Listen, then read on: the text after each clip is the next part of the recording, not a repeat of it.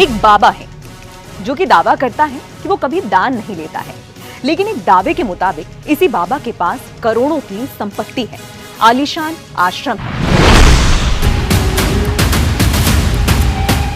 Luxury कारें हैं।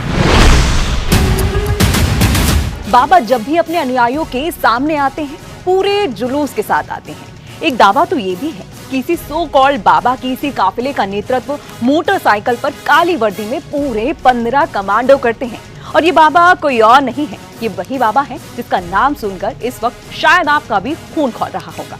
जी हाँ, जिनकी मैं बात कर रही हूँ ये वही हाथरस भगदड़ कांड वाले बाबा सूरजपाल उर्फ भोले बाबा उर्फ नारायण साकार हरि हैं। समागम में प्रशासन की ओर से तय संख्या से ज्यादा तादाद में लोग पहुंच गए थे।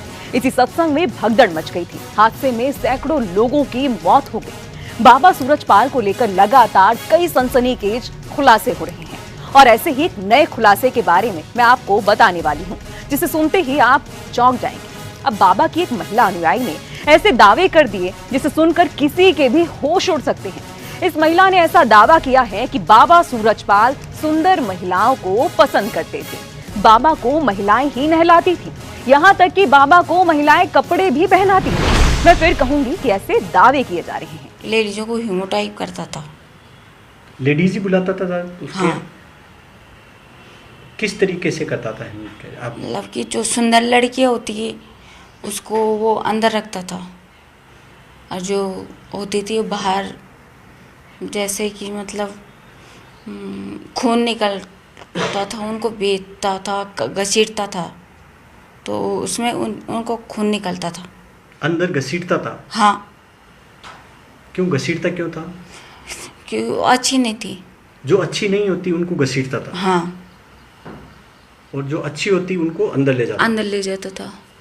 तो उसकी जो सेवादार होती थी वो महिलाएं होती थी? हाँ। तो ये काम महिलाएं करती थी? महिलाएं सब कुछ करती थी। नहाना, दिलाना, कपड़े धोना सब कुछ महिलाएं करती थी। चलिए बाबा को आपको सीक्रेट फंडिंग के बारे में बताती हूँ। बाबा सूरजपाल के साम्राज्य के पीछे क्या सीक्रेट फंडिंग है?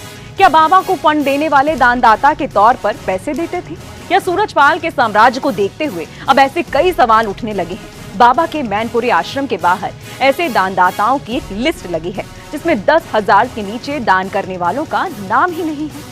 बाबा सूरजपाल ने आश्रम की परिभाषा ही बदल दी। उसका आश्रम किसी महल से कम नहीं है।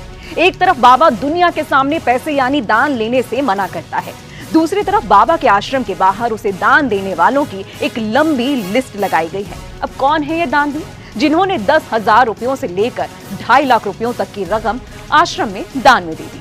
इसमें कई सरकारी महकमों से भी जुड़े हैं। इन दानकर्ताओं को दानदाता के तौर पर भी दिखाया गया है। हालांकि इस लिस्ट में इस बात का उल्लेख नहीं है कि किसने कब और कितना दान किया है। लिस्ट में 200 लोगों के नाम लिखे हैं। करोड़ों रुपयों की जमीन पर महलनुमा आश्रम बनाने में अच्छी खासी रकम तो लगी ही होगी।